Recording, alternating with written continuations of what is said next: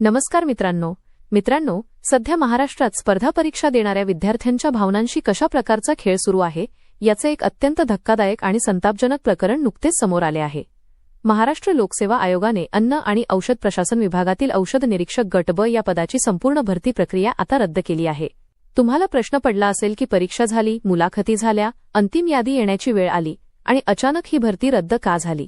तर मित्रांनो, यामागे एक मोठा पेपर फुटीचा घोटाळा समोर आला आहे आणि विशेष म्हणजे या घोटाळ्याच्या उघडकीस येण्याचे कारण बनले एका जोडप्याचे ब्रेकअप। आजच्या या व्हिडिओमध्ये आपण पाहणार आहोत की हा पेपर नक्की कोणी आणि कसा लीक केला, मुंबई क्राईम ब्रांचने कोणकोणत्या लोकांना अटक केली आणि याच दरम्यान राज्याचे विधानसभा उपाध्यक्ष नरहरी झिरवाळ यांनी आंदोलनकर्त्या विद्यार्थ्यांबद्दल असे काय विधान केले ज्यामुळे नवीन वाद निर्माण झाला आहे।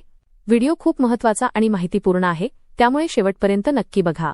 मित्रांनो, 22 मार्च 2026 रोजी एमपीएससी तर्फे औषध निरीक्षक पदासाठी स्क्रीनिंग परीक्षा आयोजित करण्यात आली होती। यानंतर मुलाखती झाल्या आणि तात्पुरती गुणवत्ता यादी देखील जाहीर करण्यात आली। पण या परीक्षेत गैरप्रकार झाल्याच्या आणि पेपर लीक झाल्याच्या तक्रारी आयोगाकडे आल्या।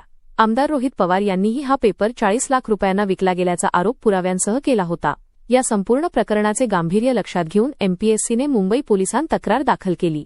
प्राथमिक तपासात असे समोर आले की एका महिला उमेदवाराला परीक्षेच्या 2 दिवस आधीच पेपर मिळाला होता।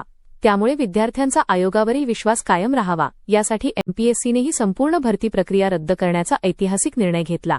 आता या पदासाठी पुन्हा परीक्षा आयोजित केली जाईल। जुन्या उमेदवारांना पुन्हा फॉर्म भरण्याची किंवा फी भरण्याची कोणतीही आवश्यकता नाही। आता हा पेपर कसा लीक झाला आणि याची पोलखोल कशी झाली याची माहिती पाहूया। मित्रांनो, तपासात समोर आलेली माहिती अत्यंत धक्कादायक आहे। ऋतुजा पाटील नावाची एक उमेदवार या परीक्षेची तयारी करत होती। तिच्या वडिलांनी नंदुरबारच्या प्रवीण पाटील नावाच्या एका कोचिंग क्लास संचालकाशी संपर्क साधला। प्रवीण पाटीलने पैशांच्या बदल्यात परीक्षेच्या 2 दिवस आधीच ऋतुजाला पेपर मिळवून दिला। पोलिसांच्या माहितीनुसार ही डील 12 ते 40 लाखांच्या दरम्यान होती। पेपर मिळाल्यानंतर ऋतुजाने तो पेपर तिचा बॉयफ्रेंड गौरव पाटील याला दाखवला। ऋतुजाने परीक्षा दिली आणि ती पास होऊन मुलाखतीपर्यंत पोहोचली। पण इथेच गोष्टीत ट्विस्ट आला।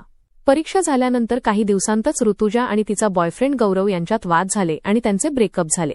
या रागात बॉयफ्रेंड गौरवने थेट एमपीएससीला ईमेल करून पेपर लीकची संपूर्ण माहिती आणि पुरावे देऊन ऋतुजाची पोलखोल केली। यानंतर मुंबई क्राईम ब्रांचने धडक कारवाई करत 6 जणांना अटक केली आहे। सर्वात संतापजनक बाब म्हणजे यात एमपीएससीचे 3 वरिष्ठ अधिकारी अभिजित लेंडवे, विश्वेश्वर नकाटे, गोपाल मराठे सामील असल्याचे उघड झाले आहे।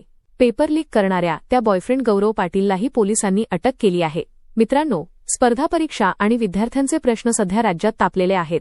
त्यातच विधानसभेचे उपाध्यक्ष नरहरी झिरवाळ यांचे एक अजब आणि संतापजनक विधान समोर आले आहे।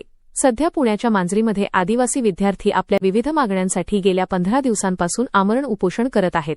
विद्यार्थ्यांची प्रकृती खालावत चालली आहे।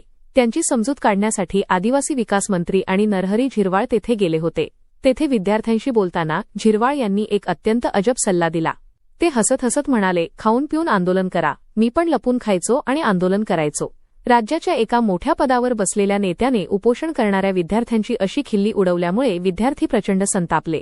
विद्यार्थ्यांनीही त्यांना तिथेच चोख प्रत्युत्तर दिले की जर आम्ही खातपीत आंदोलन केले असते तर तुम्हाला इथे येण्याची गरजच पडली नसती।